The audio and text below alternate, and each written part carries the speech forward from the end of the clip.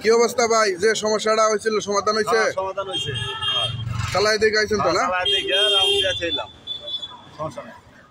এখন আপনাদেরকে আমি এই ভিডিওর মাধ্যমে দেখানোর চেষ্টা করব এই গাড়িতে আসলে কি সমস্যা হয়েছিল।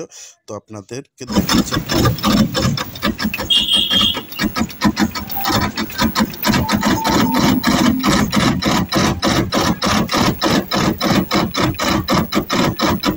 এতক্ষণে হয়তো নিশ্চয়ই বুঝে গেছেন যে এই গাড়ির মোটরের কি সমস্যা হচ্ছে। পিকআপ ধরলে খালি মোটরটা জায়গি পারতেছে, গাড়িটা এগিয়েতেছে না।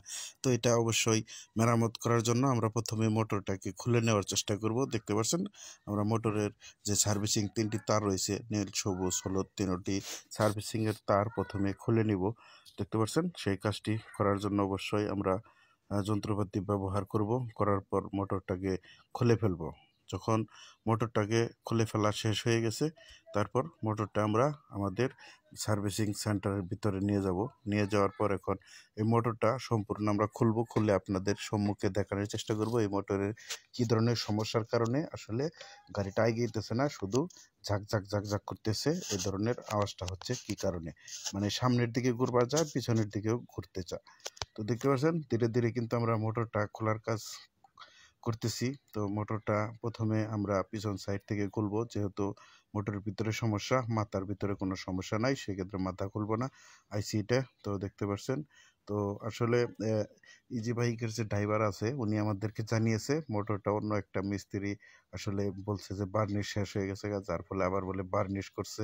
মোটরের ভিতরে আর কি বেশ কয়েকটা মিস্ত্রিকে দেখিয়েছিল, তারা কি ধরনের ট্রিটমেন্ট করেছে সেটা দেখার জন্য আমাদের মোটরটা সম্পূর্ণ খুলতে হবে। তো দেখতে পাচ্ছেন আমরা এখন শেপ থেকে কয়েল আউট করব। তো দেখতে পাচ্ছেন আসলে বেয়ারিং এর হাউসটা একটু লুজ, যার কারণে খুলে আসছে। তো অবশ্যই আমরা ম্যাগনেটটাকে প্রথমে বের করে নিব। তো অসাধারণভাবে কিন্তু বের করে ফেলেছি, দেখতে পাচ্ছেন। এখন আমরা কয়েলটা দেখাবো। ওরে মাই গড, কয়েলে কিন্তু দেখতে পাচ্ছেন আসলে কটন কাপড় পেঁচিয়ে কয়েলটার ভিতরে কিন্তু বার্নিশ করে হয়েছে। প্রথমে আমরা ম্যাগনেটটিকে চেক করে নেব, ম্যাগনেটগুলা আসলে সঠিক আছে কিনা, টানে কিনা, লোহা দিয়ে এইভাবে আমরা চেক করে নেব।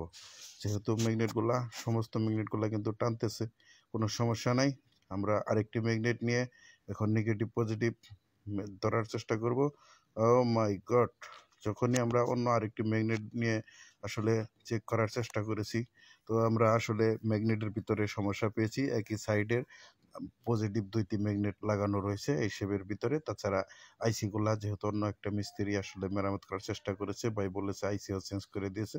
আইসিটা আমরা একটু পরীক্ষা করে দেখবো। আসলে আইসি যেহেতু কয়েলটার ভিতরে মডিফাই করা হয়েছে, যেহেতু আপনারা দেখতে পাচ্ছেন, আসলে আইসিটা বসে কিনা সেটাও আমরা দেখে নেব। তো দেখতে পাচ্ছেন আইসিটা কিন্তু সঠিকভাবে বসছে না, একটি পাও আসলে উঠে যাচ্ছে, যার কারণে আমরা একটু এখানে বাড়ি দিয়ে স্ক্রল ডাউন করে দেব, যাতে আইসিটা সঠিকভাবে সঠিক জায়গাতে যেন বসে। তো দেখতে পাচ্ছেন আমরা কিন্তু সেই কাজটি করে দিয়েছি। আসলে এটার ভিতরে মডিফাই করা হয়েছিল, বিভিন্ন ধরনের মিস্ত্রিরা এখানে কাজ করছে। তো আসলে যারা যতটুকু তারা বুঝেছে ততটুকু করেছে। তো আমরা যতটুকু বুঝতে পারছি ততটুকু আমরা মেরামত করার চেষ্টা করব। তাছাড়া একটি কথা না বললে না, আপনি যদি আমাদের চ্যানেলের কোনো নতুন দর্শক হয়ে থাকেন অবশ্যই আমাদের চ্যানেলটা সাবস্ক্রাইব করে সাথে থাকবেন। আর ভিডিওটি ফেসবুক পেজ থেকে দেখে থাকলে অবশ্যই আমাদের পেজটি একটি ফলো দিয়ে লাইক করে সাথে থাকবেন, পাশাপাশি শেয়ার করে বন্ধু বান্ধবকে দেখার সুযোগ করে দিতে পারেন। তো দেখতে পাচ্ছেন আমরা এখন আইসি এর কিলো রুমসের 2টি মাপ দেব, যে আইসিটা সঠিক আছে কিনা।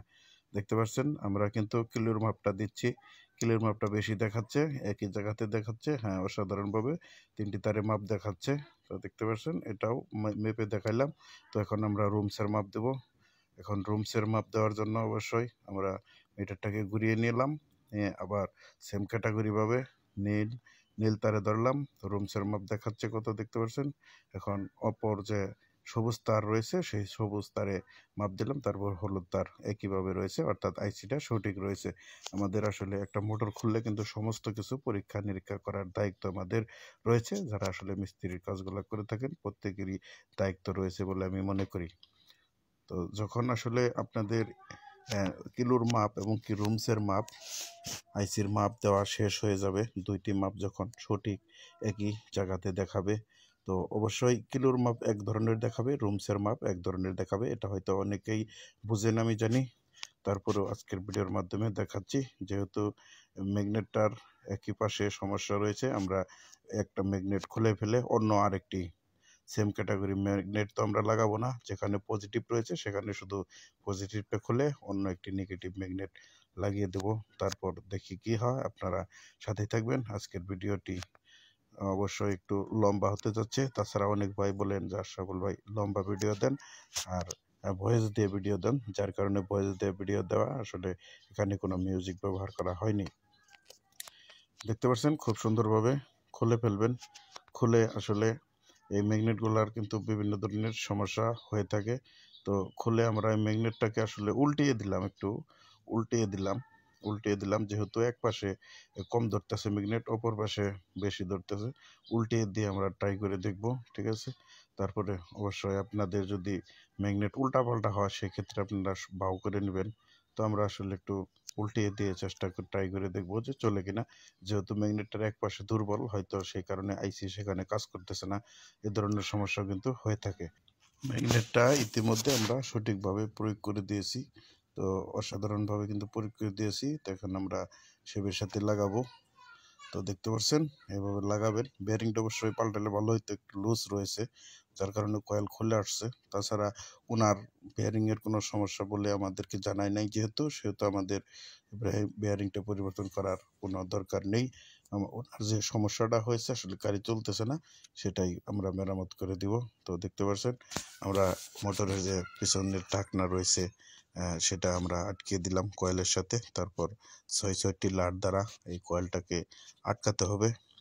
তাছাড়া ইজি বাইকের যে কোনো ধরনের মোটর, কন্ট্রোলার, চার্জার, ওয়ারিংয়ের কাজ শিখতে আপনি আমাদের স্ক্রিনে দেওয়া নাম্বারে যোগাযোগ করে আপনি কাজ শিখে নিতে পারেন।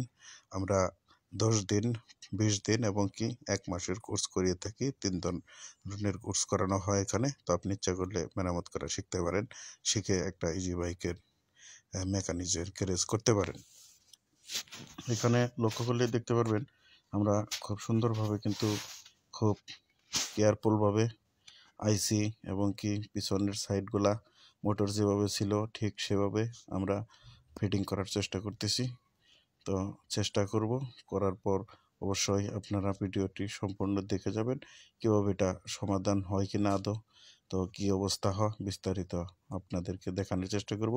তাছাড়া এই অটোমেটিক টিভি কিন্তু একটা গাড়িতে কী ধরনের সমস্যা হয়ে থাকে এবং কীভাবে সেটা আমরা সমাধান করি সেই ভিডিওগুলো কিন্তু আমরা দেখিয়ে থাকি। এটা শুধু ইউটিউবে ভিডিও বানানো বলে কথা না, আমরা যে কাজটা আসলে সরাসরি করে থাকি সেই কাজগুলোর কিন্তু মাঝে মাঝে ভিডিওগুলো করা হয়, যে ভিডিওগুলো আপনাদের আসলে কাজে লাগার জন্য। তো দেখতে পাচ্ছেন আমরা মোটরটা যখন ফিটিং করা শেষ আমরা গাড়িতে ফিটিং করব।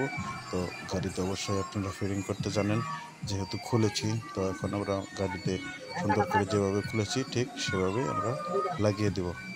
লাগানোর পর আমাদের কাজটা কিন্তু হয়ে যাবে। কি অবস্থা ভাই, যে সমস্যাটা হয়েছিল সমাধান হয়েছে? ধন্যবাদ সবাইকে।